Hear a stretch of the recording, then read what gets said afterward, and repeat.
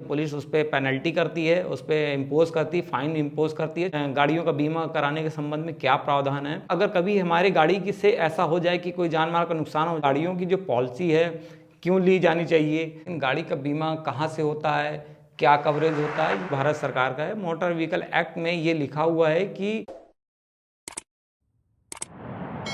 नई चीज़ें जो आपके साथ में शेयर करना चाहता हूँ जो बहुत ही इम्पॉर्टेंट है। मुझे नहीं लगता कि आज भारत में ऐसा कोई बहुत ही कम घर बचे होंगे जहाँ पे मोटरसाइकिल या फिर मोटर व्हीकल नहीं हो। लगभग देखा जाए तो 90 to 95% घरों में मोटरसाइकिल स्कूटर है। पर हमें ये बहुत कम जानकारी होती, मैंने ऐसा देखा है कि गाड़ी तो हम रखते हैं लेकिन गाड़ी का बीमा कहाँ से होता है, क्या कवरेज होता है, ये बहुत कम लोगों के पास जानकारी होती है। तो सबसे पहले मैं आपको बताना चाहूँगा कि जो इंश्योरेंस है जिसे हिंदी में बीमा कहते हैं वो बेसिकली दो तरह का होता है। एक होता है लाइफ इंश्योरेंस और एक होता है जनरल इंश्योरेंस। ठीक है, लाइफ इंश्योरेंस में व्यक्ति जैसा आप सुनते होंगे LIC है, बहुत सारी कंपनियां हैं जो लाइफ इंश्योरेंस का पार्ट है। और GIC में क्या है, GIC में एक कॉमन जो व्यक्ति जानता है कि GIC मतलब गाड़ियों का बीमा, तो आप यूं ही समझ लें कि गाड़ियों का बीमा जो GIC कंपनियां करती हैं। भारत में वर्तमान में मेरे ख्याल से 30+ जनरल इंश्योरेंस कंपनी है। अब दोनों LIC पॉलिसी और GIC पॉलिसी में क्या अंतर होता है पहले वो शॉर्ट में आपको बता देंगे। देखिए, लाइफ इंश्योरेंस जो पॉलिसीज होती हैं वो एक बार इशू होती हैं और हम उसका कई वर्षों तक प्रीमियम भरते रहते हैं। लेकिन जो लाइफ इंश्योरेंस का पॉलिसी नंबर है वो सेम रहता है। लेकिन जो जनरल इंश्योरेंस की पॉलिसी होती है उनकी वैलिडिटी केवल 1 वर्ष की होती है।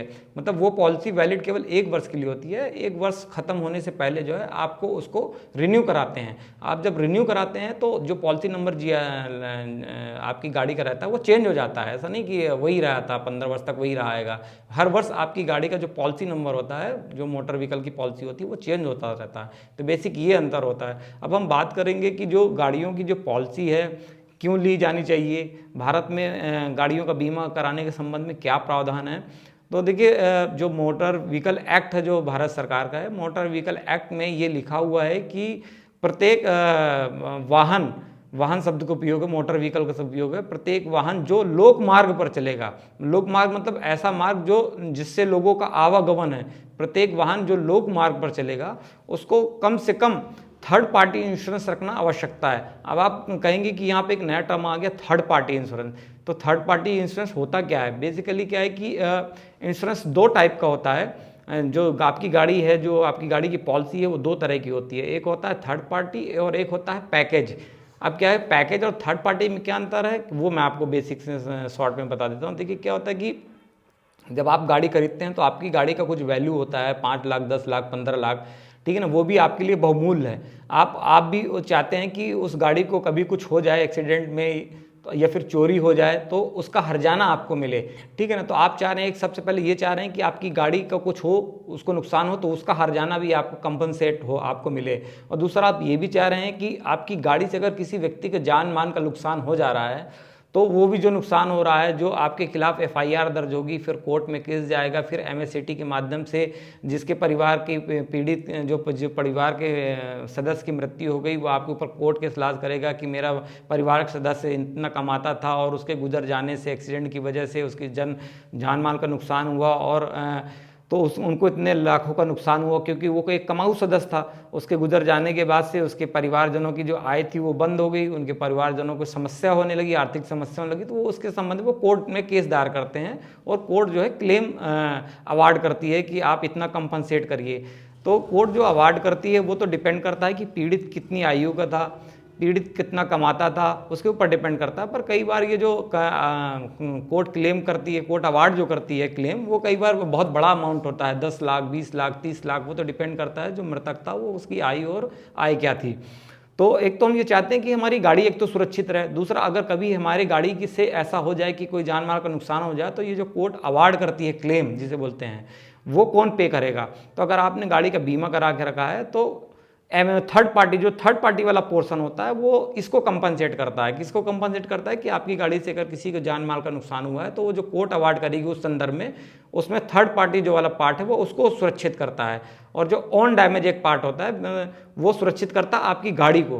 तो अब चूंकि मोटर व्हीकल एक्ट में ये प्रावधान है कि कम से कम तो थर्ड पार्टी इंश्योरेंस हो हुई तो सामान्यतः लोग जिनकी गाड़ियाँ पुरानी हो जाती हैं, जो चाहते हैं कि ठीक है मेरी गाड़ी की अब बहुत ज़्यादा वैल्यू नहीं है, मेरे लिए गाड़ी अब उतना महत्वपूर्ण नहीं है, तो वो ओडी जो ऑन डैमेज वाला पार्ट है जिसमें उसकी गाड़ी कवर होती है, वो वाला पार्ट चूंकि कंपलसरी भी नहीं है तो लोग नहीं लेते हैं, उसकी जगह फिर केवल थर्ड पार्टी पार्ट लेते हैं। लेकिन जिनके पास नई गाड़ी होती है, महंगी गाड़ी होती है, वो चाहते हैं कि नहीं मेरी गाड़ी भी सुरक्षित रहे और मेरी गाड़ी से कुछ किसी को हो जाए तो जो कोर्ट में केस जाएगा, जो क्लेम पास होगा कोर्ट से, वो मुझे ना देना पड़े, बीमा कंपनी को देना पड़े मेरी तरफ से, तो वो थर्ड पार्टी लेते हैं। तो अब देखिए 2 पार्ट हो गया, ओडी पार्ट और टीपी पार्ट। तो टीपी पार्ट चूंकि कंपलसरी है तो आपको तो लेना ही लेना है, पर चूंकि नई गाड़ी है, आप चाहते नहीं आपकी गाड़ी भी सुरक्षित रहे, तो आप दोनों को कवर करके एक साथ लेते हैं। तो जब आप दोनों को एक साथ लेते हैं तो उसको बोलते हैं पैकेज पॉलिसी। तो जो आप देखेंगे, आप अपनी गाड़ी का मेरे ख्याल से वीडियो देखने के बाद आप हो सकता है आपके पास मोटरसाइकिल, आप पॉलिसी निकाल के चेक करेंगे तो आपको मालूम चलेगा कि आपकी जो बीमा पॉलिसी है उसमें केवल आपकी गाड़ी के साथ साथ थर्ड पार्टी कवर है कि केवल थर्ड पार्टी कवर है। तो ये बेसिक दोनों में अंतर होता है। अब हम समझेंगे कि हमें क्यों कराना चाहिए बीमा, हमें गाड़ियों का बीमा क्यों कराना चाहिए। देखिए क्या होता है कि दुर्घटना शब्द ही अपने आप में ऐसा है कि आपके साथ कब हो जाए आपको भी नहीं मालूम, किसी को भी नहीं मालूम। तो यही तो दुर्घटना है। घटना और दुर्घटना में यही अंतर होता है कि घटना को आप प्रिडिक्ट कर सकते हैं पर दुर्घटना को आप प्रिडिक्ट नहीं कर सकते हैं, और दुर्घटना में हमेशा नुकसान होता है।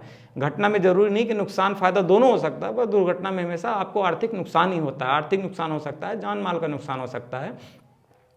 तो अगर आप चाहते हैं कि कभी आपके साथ भगवान ना करे किसी के साथ हो, अगर हो भी जाता है तो उससे जो क्लेम लॉस होगा वो आपको पे ना करना पड़े, और जो मोटर व्हीकल एक्ट का जो प्रावधान है कि आपको लोक मार्ग पर वाहन चलाना है तो आपको वहाँ गाड़ी का बीमा रखना है, नहीं तो पुलिस उस पर पेनल्टी करती है, उस पर इम्पोज करती है, फाइन इम्पोज करती है। चूँकि जैसा कि बताया कि ये थर्ड पार्टी, एटलीस्ट आपकी गाड़ी का थर्ड पार्टी इंश्योरेंस हो, चूँकि ये कंपलसरी है, आपको रखना है। आप नहीं रखेंगे तो पुलिस वाहन चेकिंग में, आप जब वाहन चेक होंगे तब आप पकड़े जाएंगे कि आपकी गाड़ी की बीमा नहीं है, और जो भी अमाउंट फाइन के तौर पे है वो आपके ऊपर पेनल्टी की जाएगी, तो आपके ऊपर पेनल्टी होगी। तो एटलीस्ट मेरा आपसे ये निवेदन है कि आप अपनी गाड़ी का एटलीस्ट थर्ड पार्टी इंश्योरेंस रखें, थर्ड पार्टी इंश्योरेंस रखिए। अब देखिए एक मानवीयता के नाते ये भी मैं आपको बताऊंगा कि क्यों रखना चाहिए। देखिए किसकी गाड़ी से किसका एक्सीडेंट हो जाएगा ये कोई नहीं जानता है, ठीक है ना।